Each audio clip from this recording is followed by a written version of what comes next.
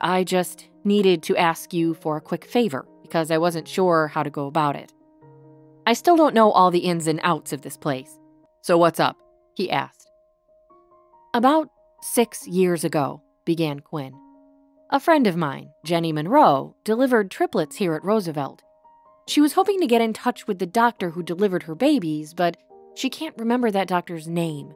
For us, it might just be a phone call to find out the doctor's name, but for her, it might mean an entire afternoon of fighting through the hospital's automated phone systems. Ain't that the truth? Laughed Dr. Crawford. I'll make a call and let you know what I find out. Oh, thank you. She'll be thrilled, said Quinn,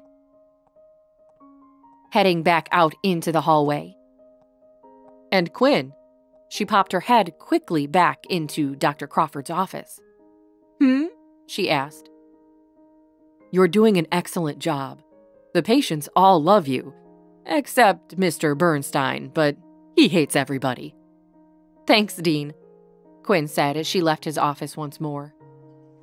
Quinn was eating her lunch in the cafeteria when Dr. Crawford texted her a name. Dr. Wanda Lee. Yes, that rang a bell. She remembered the kind face of the woman who had delivered the babies. Quinn got up from the table and visited the information desk at the hospital to find where Dr. Lee's office was. After a quick elevator ride and a couple of turns down the vaguely familiar hallways of the obstetrics department, Quinn found the office of Dr. Wanda Lee. She smoothed her hair down and took a deep breath, hoping that Dr. Lee would not recognize Jenny Monroe and Quinn Murphy as the same. Yes? Called a voice from within the office after Quinn's lively knock on the door. Quinn opened the door and braced herself for any signs of recognition. Dr. Lee? She asked as she opened the door. Hello, yes, I'm Dr. Lee. May I help you, Dr. Murphy, said Quinn, extending her hand. Dr. Quinn Murphy. I'm new to the neurology department. Welcome, Dr. Lee answered pleasantly. I'm here because I have a question for you. I have a good friend, Miss Jenny Monroe. You delivered her triplets here a little over 6 years ago. I actually remember Miss Monroe, said Dr. Lee. Delivering triplets isn't something that happens every day, and her case was just so sad. One of those that just stays with you. You know how that is. I've thought about her now and then and hope she's all right. Sad? I don't understand, prompted Quinn. To be told that you're going to have 3 babies and then have 2 of them die. It's unthinkable. Wait, are we talking about the same person? Quinn asked, her stomach falling to the floor. Jenny Monroe. She was only 18, a medical student. Sweet girl. Went through that whole process as a paid surrogate, if I recall. Here, let me look to be sure.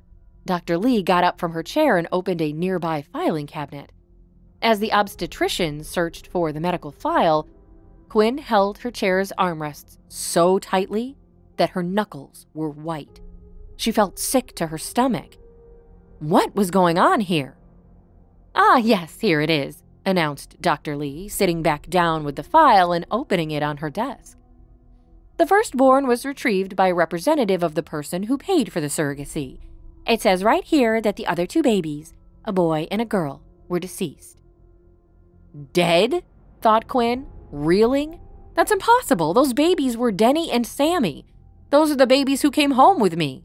The ones Nora is picking up from school right now.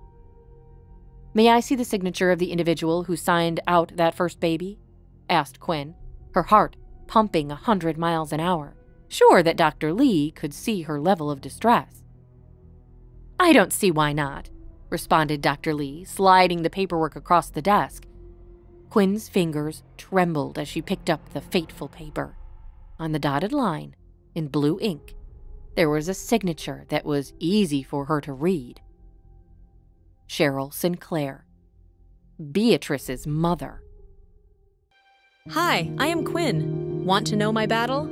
Then download the Pocket FM app and listen to the exciting episodes of A Mother's Battle Now.